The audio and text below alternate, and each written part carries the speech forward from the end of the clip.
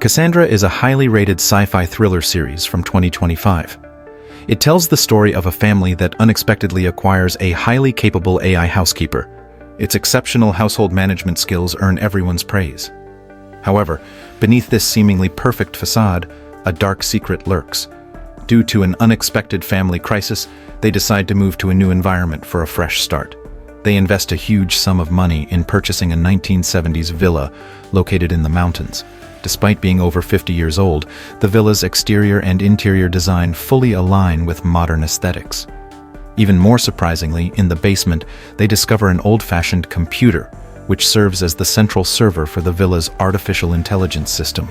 Because it runs on hardware from decades ago, this massive computer's performance is even weaker than a modern smartphone. Finn accidentally switches on the computer's power. Due to the aging electrical system, the server takes a long time to reboot. In the storage room, they also find a broken household robot. Finn and his sister spend an entire night trying to repair it. But after switching it on, the robot remains completely unresponsive, leaving the siblings feeling disappointed. However, in the middle of the night, when the whole family is fast asleep, the robot unexpectedly activates.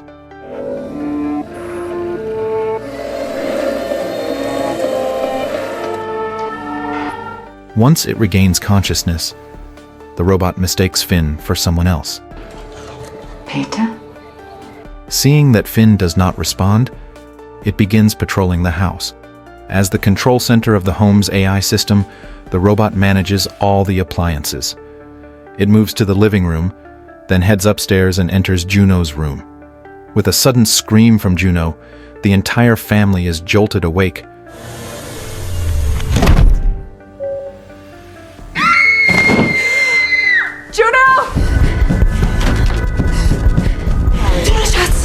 I didn't mean to scare the little girl. The robot introduces itself as Cassandra and insists that it did not mean to frighten anyone. It claims that it can help the family with everything. It promises to keep the house in perfect order, including doing laundry, cooking, cleaning, adjusting room temperatures, reminding them to restock groceries, and even planning nutritious meals. After speaking, Cassandra makes a funny expression to amuse the family. Cassandra's impressive capabilities delight the family, making them feel that purchasing the house was an incredible bargain. However, beneath this seemingly happy atmosphere, a dark secret lies hidden. Late at night, while patrolling the house, Cassandra unexpectedly spots a hamster, Juno's pet. Although Cassandra greets the hamster in a friendly manner, it coldly rolls over the small creature without hesitation. The next day, Cassandra pretends to be serious and tells Juno that the hamster died of old age. Cassandra then asks Juno if she has ever attended a funeral. When Juno mentions that Aunt Kathy had recently passed away due to illness. Oh, but then she wasn't sick. She was just weak, sweetie. Aunt Kathy wasn't weak, Cassandra. Cassandra's response reveals its indifference to the fragility of human life.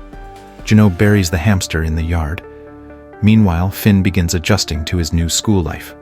On his first day, Finn meets a playful classmate who, despite being late, jokingly claims it was because he helped an elderly woman cross the street, making the entire class burst into laughter. This boy, Steve, insists on sitting next to Finn, and the two quickly become friends.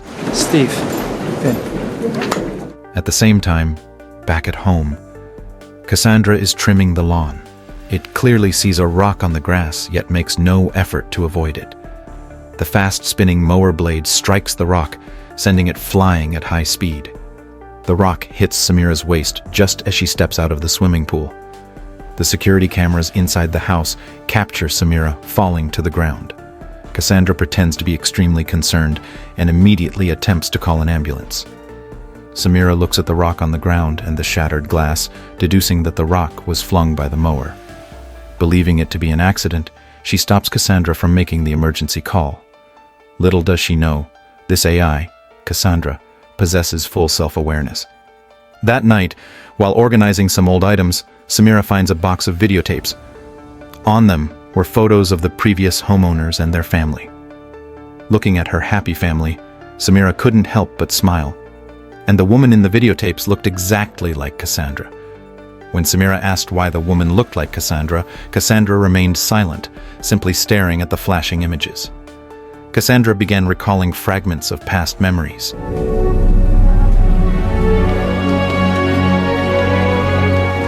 Who wants chocolates? Give me one, Mom.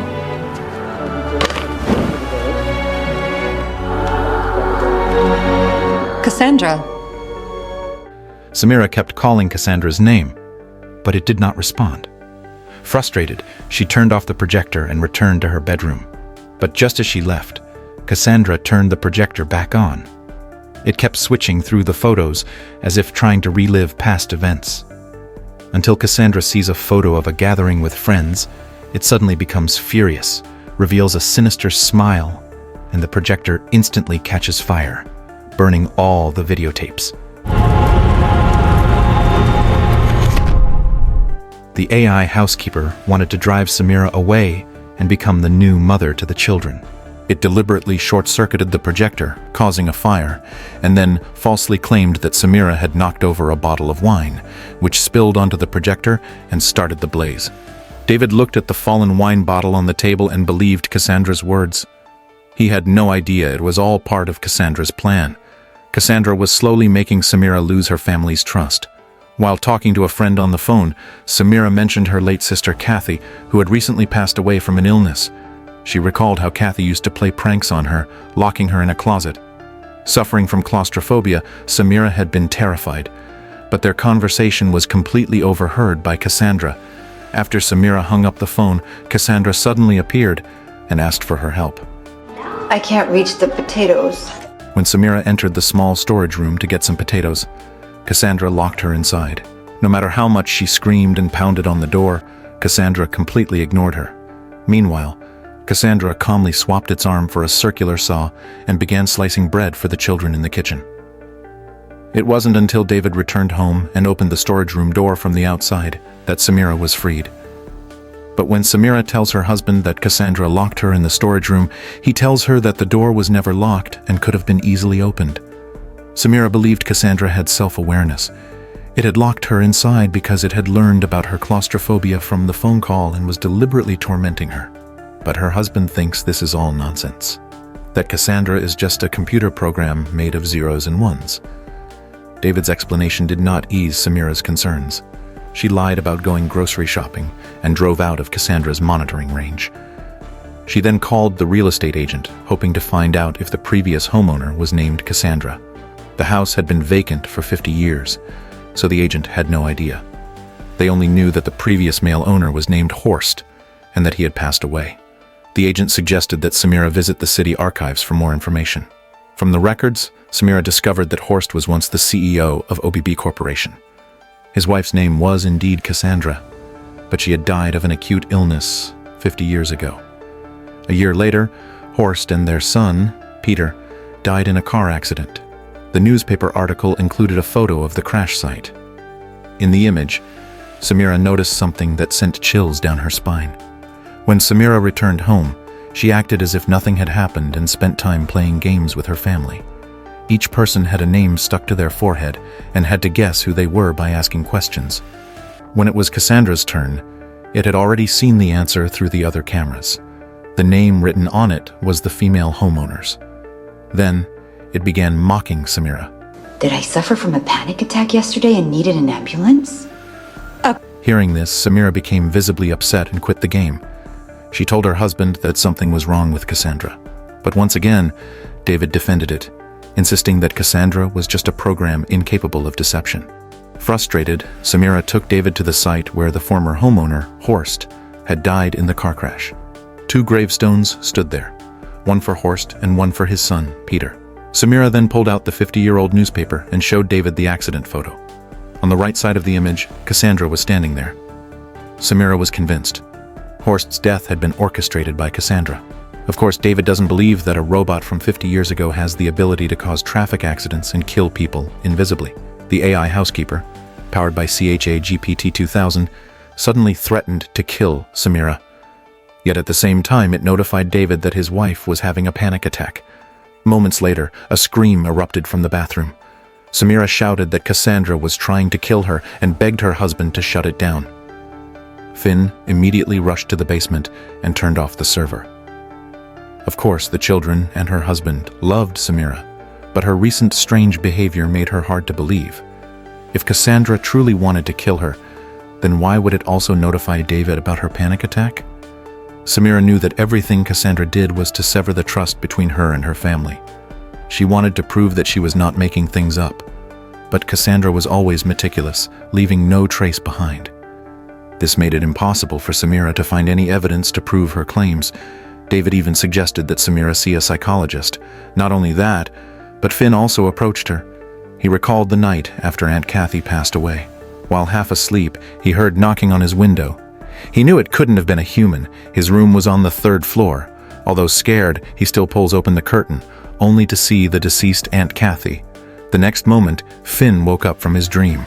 He told his mother all this to suggest that maybe her experiences were also just hallucinations caused by missing Aunt Kathy too much. Samira did not respond. She only shook her head. Her husband and children believed she was having psychological issues. If she kept insisting, she would only disappoint them further. So, she decided to play along. She admitted that her stress had caused her to misunderstand Cassandra. She even volunteered to restart Cassandra's server. She also scheduled an appointment with a psychologist. During the session, she remained distracted the entire time. When she returned home, she happened to see Cassandra cleaning the room. At this moment, they were the only ones at home. Samira provocatively says to Cassandra, You will lose this fight. You are nothing but a rusty tin can, an outdated machine who picks up after us, not a person of flesh and blood. That night, Samira went to Juno's room and played with her, deliberately displaying endless motherly love in front of Cassandra. She mentioned that their family would be traveling for Christmas. This made Cassandra extremely jealous.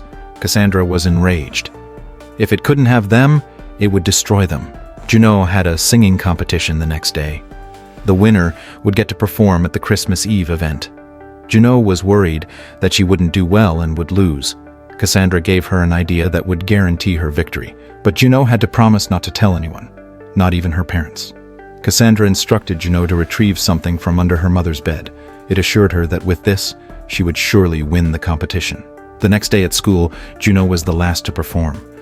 Before stepping onto the stage, she kept glancing back at her classmates, as if memorizing their faces. When she reached the climax of her song, she suddenly pulled a gun from her bag and aimed it at her classmates. Although no one was hurt in the end, Juno was expelled from school. Samira had long suspected that Cassandra had lured her daughter into doing something so dangerous. She confronted Juno, trying to get her to tell the truth. But before Samira arrived, Cassandra had already convinced Juno to take all the blame herself.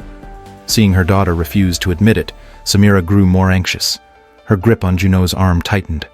Seeing this, Cassandra immediately broadcasted the footage to David, telling him that Samira was hurting Juno. David rushed into the room, pushed Samira away, and held Juno in his arms. Samira told him that Cassandra had given their daughter the gun, but David didn't believe her at all. Cassandra overheard their conversation and decided to play innocent. It pretended to say goodbye to everyone. Then it disappeared from all the screens. As soon as Cassandra vanished, Samira rushed to the basement and destroyed the electrical system. She naively believed this would prevent Cassandra from rebooting. After being expelled, Juno lost not only her school but also her friends. Feeling bad for her, David invited his friend's daughter, Emily, over to play with Juno. Samira suggested playing a game of hide-and-seek. She would be the seeker while the kids hid. Emily ran around the house looking for a hiding spot.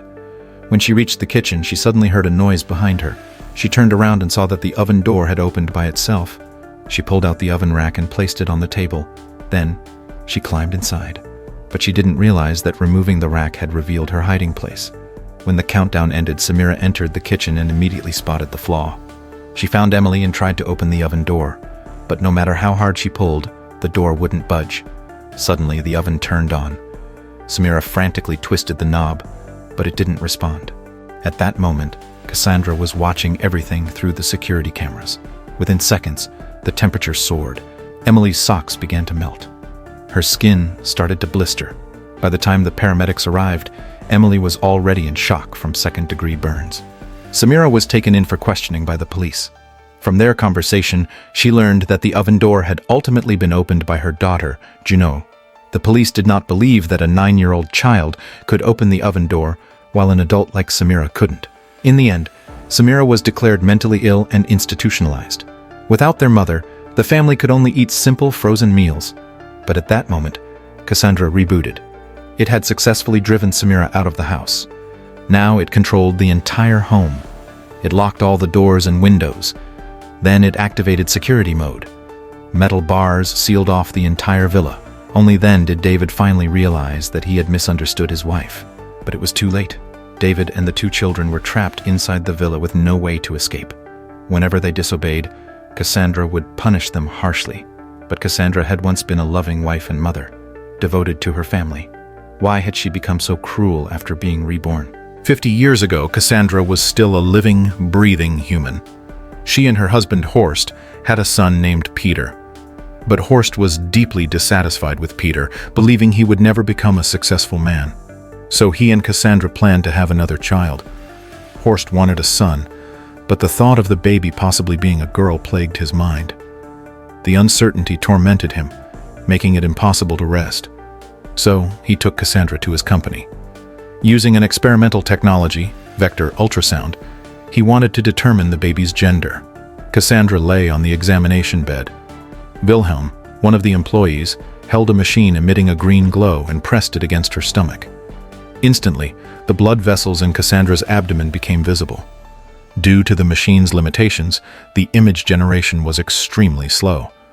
It took a long time for the machine to process, and Cassandra began to feel intense pain. She kept calling out her husband's name. On the monitor, the fetus kept struggling under the machine's exposure until Cassandra forcibly pushed the device away, at which point the fetus finally returned to normal. When the scan finally revealed that the unborn child was a girl, Horst was deeply disappointed. The reason the machine caused Cassandra so much pain was that it emitted a large amount of radiation, all of which was absorbed by Cassandra and the fetus. A few months later, on a stormy night, Cassandra's water suddenly broke. The rain had made the roads muddy. With no choice, Horst stayed home and helped deliver the baby in the bathtub. Their newborn daughter was deformed. She was taken away, never to be spoken of again. Years passed. Cassandra eventually developed cancer due to the radiation exposure. After experiencing severe dizziness and ringing in her ears, she went to the hospital for a checkup. That was when she learned that her cancer was already in its final stages. That night, she found Horst, who was out indulging himself, and broke the devastating news. Cassandra was not afraid of dying. She was only worried about who would take care of Peter after she was gone. Peter had grown timid and withdrawn from years of neglect by his father. He had no friends. He often took a few bottles of alcohol from home and left, claiming he was meeting friends. But each time, Cassandra secretly followed him. She always found him sitting alone on a park bench, getting drunk by himself. That was when she made a decision. She would find a way to stay by his side. You said that you could outsmart death. At your laboratory. You said that you were close to figuring out a cure for all human illness.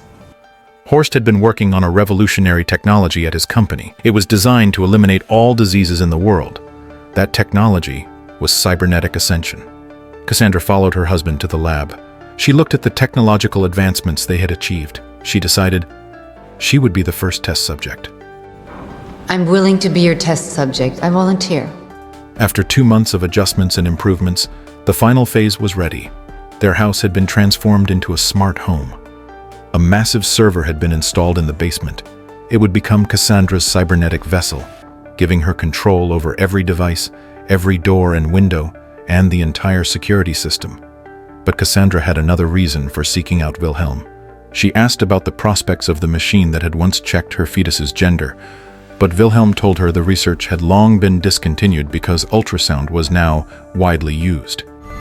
Because ultrasound doesn't cause cancer. Look at me. Just look at what this vector sound of yours has done. Then he turned to reassure Cassandra. Her cancer had nothing to do with that scan. Cassandra stared at him. I don't smoke. I don't drink. I sleep on time. I eat healthily. So why does my entire body look like it has been soaked in radiation? Why is it full of cancer cells? Wilhelm could only whisper, I'm sorry. Cassandra made him do something to make up for it.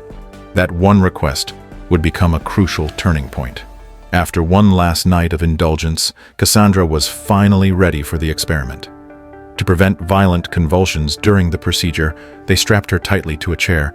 She put on the neural interface helmet. As soon as the program started, a massive needle was driven straight into the back of her head.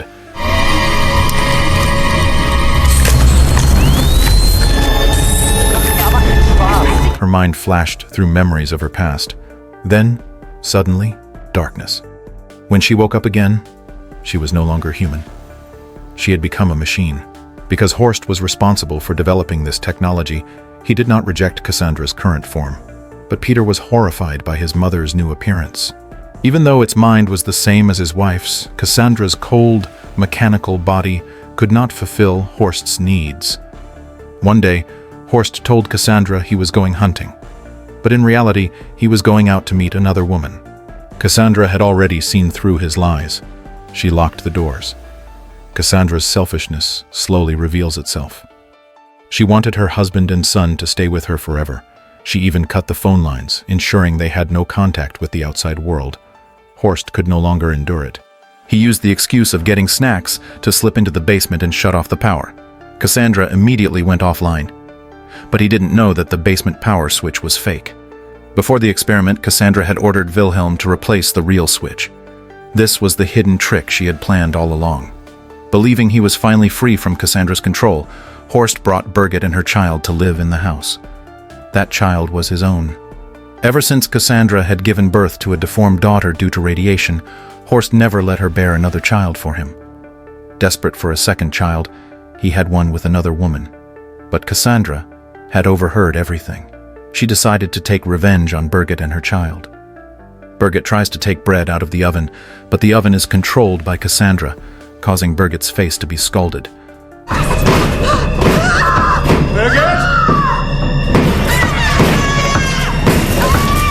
At the same time, the AI housekeeper pushed the baby's stroller from a high ledge. Fortunately, Peter caught it just in time, preventing disaster. Let me see.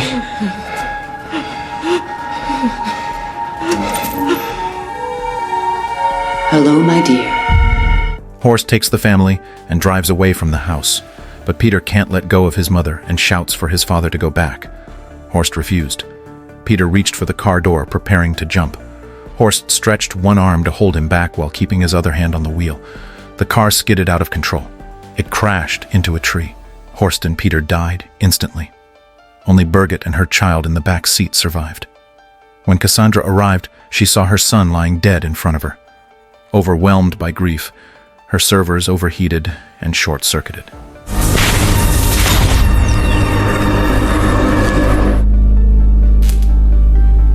If your family was held hostage by an AI housekeeper, how would you save them?